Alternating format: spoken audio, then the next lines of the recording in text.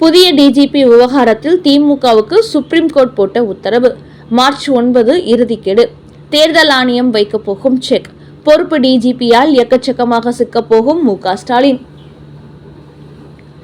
தமிழக முதலமைச்சர் மு.க. ஸ்டாலின் கடந்த ஆகஸ்ட் மாதமே நிரந்தர டிஜிபி நியமிக்க வேண்டும் என்ற போதிலும் அதை செய்யாமல் வெங்கட்ராமன் என்ற பொறுப்பு டிஜிபியை நியமித்து நாட்களை கடத்தி வருகிறார். குறிப்பாக மத்திய பணியாளர் தேர்வாணையம் நிரந்தர டிஜிபியை தேர்வு செய்து அனுப்பினால் அவர்கள் கண்டிப்பாக திமுகவுக்கு ஜால்ரா போடக்கூடிய நபராக இருக்க மாட்டார்கள். வட இந்தியாவை சார்ந்தவர்களாகவே இருப்பார்கள். அப்படிப்பட்டவர்கள் பொறுப்புக்கு வந்தால் திமுகவின் ஊழல் அமைச்சர்கள் மீது வழக்கு பதிவு செய்து கடுமையான நடவடிக்கையில் இறங்கிவிடுவார்கள். அதன் காரணமாகவே நிரந்தர டிஜிபியை நியமனம் செய்ய மத்திய பணியாளர் தேர்வாணையம் உத்தரவிட்ட போதும் கூட அந்த பட்டியலில் இருக்கும் 3 ஐபிஎஸ்களும் குற்ற செயல்களில் ஈடுபட்டவர்கள் என்று சொல்லி காலம் கடத்தி வந்தார் மு.க. ஸ்டாலின். இந்த நிலையில்தான் வருகிற மார்ச் 9ஆம் தேதிக்குள் தமிழ்நாட்டுக்கு புதிய டிஜிபியை நியமிக்க வேண்டும் என்று கடந்த வியாழக்கிழமையன்று உச்சநீதிமன்றம் ஒரு உத்தரவு போட்டது. அதனால் அதற்குள் நிரந்தர டிஜிபி ஒருவரை தேர்வு செய்து அதற்கான பட்டியலை உச்சநீதிமன்றத்தில் தமிழக அரசு சமர்ப்பிக்க வேண்டும். ஆனால் இந்த நேரத்திலும் கூட புதிய டிஜிபி யாரையும் தேர்வு செய்யாமல் அதே பொறுப்பு டிஜிபியை வெங்கட்ராமனின் பெயரையே பரிந்துரைக்க மு.க. ஸ்டாலின் திட்டமிட்டுள்ளாராம். குறிப்பாக சீனியர் பட்டியலில் இருக்கும் சீமா அகர்வால் உள்ளிட்ட சிலர் பணி ஓய்வுக்கு சில மாதங்களே இருப்பதால் அதுபோன்ற நபர்களை நிரந்தர டிஜிபியாக நியமிக்க முடியாது என்பதனால் இதை காரணம் காட்டி தனக்கு சாதகமான டேவிட்சன், தேவ ஆசீர்வாதம் போன்ற 3 ஐபிஎஸ்களின் பெயர்களை உச்சநீதிமன்றத்தில் கொடுக்க மு.க. ஸ்டாலின் திட்டமிட்டுள்ளாராம். ஆனால் அப்படி இவர் கொடுக்கும் பட்டியலில் உள்ள நபர்களை மத்திய பணியாளர் தேர்வாணையம் தேர்வு செய்யாவிட்டால் மார்ச் மாதத்தில் தேர்தல் தேதி அறிவிக்கப்பட்டதும் இந்திய தேர்தல் ஆணையம் தமிழ்நாட்டுக்குள் வந்து மொத்த அதிகாரத்தையும் கைப்பற்றி விடுவார்கள்.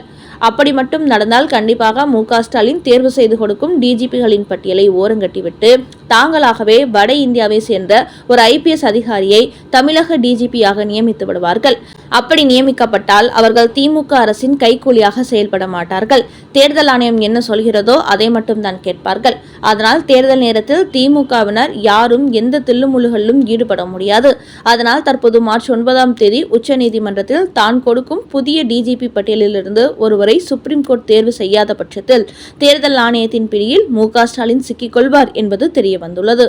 ஆனால் இப்படி ஒருவர் இக்கட்டான சூழ்நிலையில் இருந்தபோதும் கூட இதே பொறுப்பு டிஜிபி வெங்கட்ராமனையே நிரந்தர டிஜிபி ஆக்கிவிட வேண்டும் என்றுதான் மு.க. ஸ்டாலின் துடியாய் துடித்துக் கொண்டிருக்கிறார்.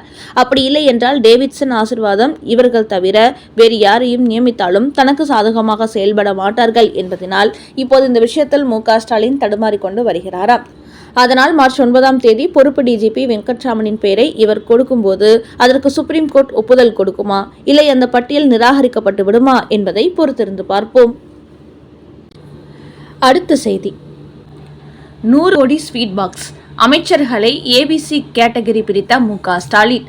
சபரீசன், உதயநிதியை கை காட்டிவிட்டு தெரித்து ஓடும் ஏ கிரேட் அமைச்சர்கள். அறிவாலயத்தில் நடக்கும் பட்டுவாடா பஞ்சாயத்து. வணக்கம் நண்பர்களே. இந்தியாவிலேயே நம்பர் 1 ஆட்சி, பொருளாதாரத்தை நம்பர் 1, நீதி நேர்மையில் நம்பர் 1 என்றெல்லாம் மு.க. ஸ்டாலின் எத்தனை பில்டப்புகளை எடுத்துவிட்டாலும் ஓட்டுக்கு பணம் கொடுக்காமல் ஒருத்தர் கூட திமுகவுக்கு ஓட்டு போட மாட்டார்கள்.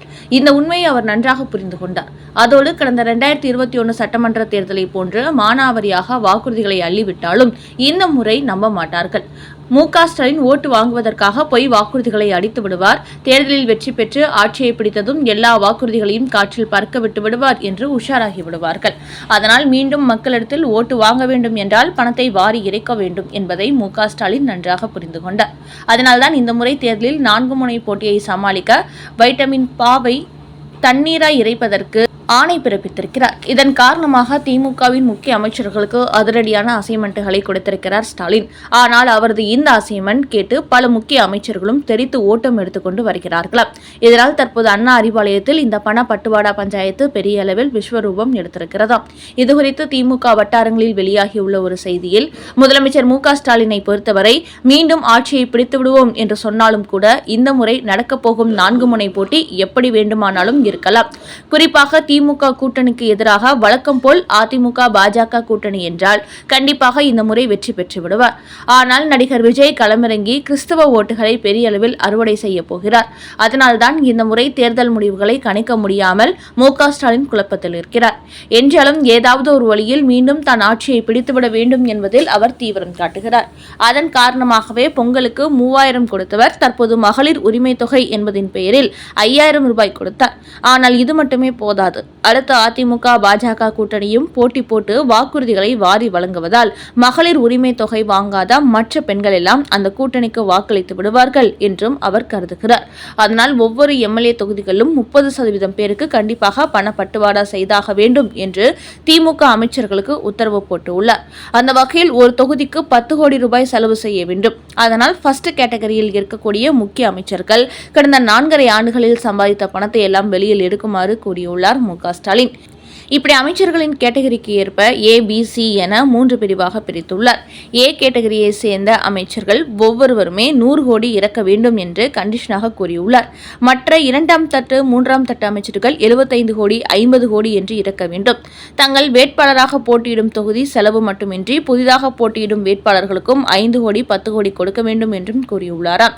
இதனால் தற்போது திமுக அமைச்சர்கள் கடும் அதிர்ச்சிக்கு ஆளாகி இருப்பதாக கூறும் திமுக புள்ளிகள், இப்படி தங்களிடத்தில் முதலமைச்சர் மிகப்பெரிய அளவில் ஸ்வீட் பாக்ஸ் கேட்டிருப்பதால் அவர் கேட்கும் தொகுதியை தங்களால் கொடுக்க முடியாத நிலையில் இருப்பதாகவும் புலம்பிக் கொண்டு வருகிறார்கள். இதற்கு முக்கிய காரணம் மு.க. ஸ்டாலின் மருமகனான சபரீசன், துணை முதலமைச்சர் உதயநிதி ஸ்டாலின் ஆகிய 2 பேருமே முக்கிய டெண்டர்களை தங்கள் வசப்படுத்திக் கொண்டு அமைச்சர்களுக்கு கமிஷன் மட்டுமே கொடுத்து வந்திருக்கிறார்கள். இப்படி பெருந்தொகை அவர்கள் பக்கம் சென்றுவிட்டதால் தங்களால் இந்த ஆட்சி காலத்தில் பெரிதாக சம்பாதிக்க முடியவில்லை. முதல் தட்டு அமைச்சர்களை விட சபரீசனும் உதயநிதியும் தான் கூடுதலாக சம்பாதித்துள்ளார்கள். அதனால் அவர்களிடத்திலும் ஒரு 1000 கோடி 2000 கோடி இறக்க சொல்லலாம் என்று முக்கிய அமைச்சர்கள் மு.க. ஸ்டாலினிடத்தில் கூறி வருகிறார்கள்.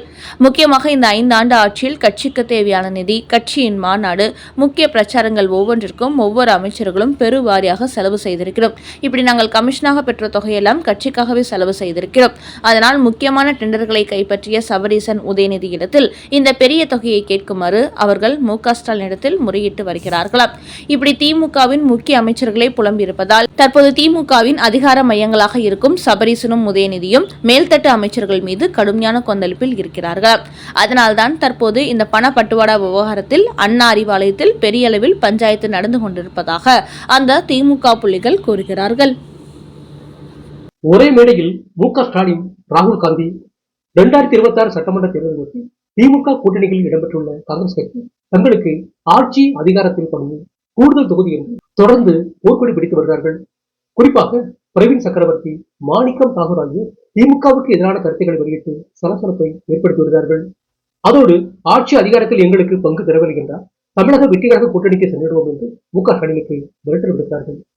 இதன் காரணமாகவே கடுமையான அப்செட்டில் இருந்து வருகிறார் மு.க. ஸ்டாலின். என்றாலும் தற்போது காங்கிரஸ் மேலிடம் கூட்டணி குறித்து கட்சி நிர்வாகிகள் யாரும் பேசக்கூடாது என்று ஒரு உத்தரவு போட்டுள்ளார்கள். இதன் காரணமாக சற்று ஆறுதல் அடைந்திருக்கும் மு.க. ஸ்டாலின் இந்த சந்தர்ப்பத்தை பயன்படுத்தி வருகிற மார்ச் 8ஆம் தேதி திருச்சியில் திமுக மாநாடு நடக்கும்போது அந்த மாநாட்டுக்கு ராகுல் காந்தி கலந்து கொள்ள அழைப்பு விடுத்திருக்கிறார்.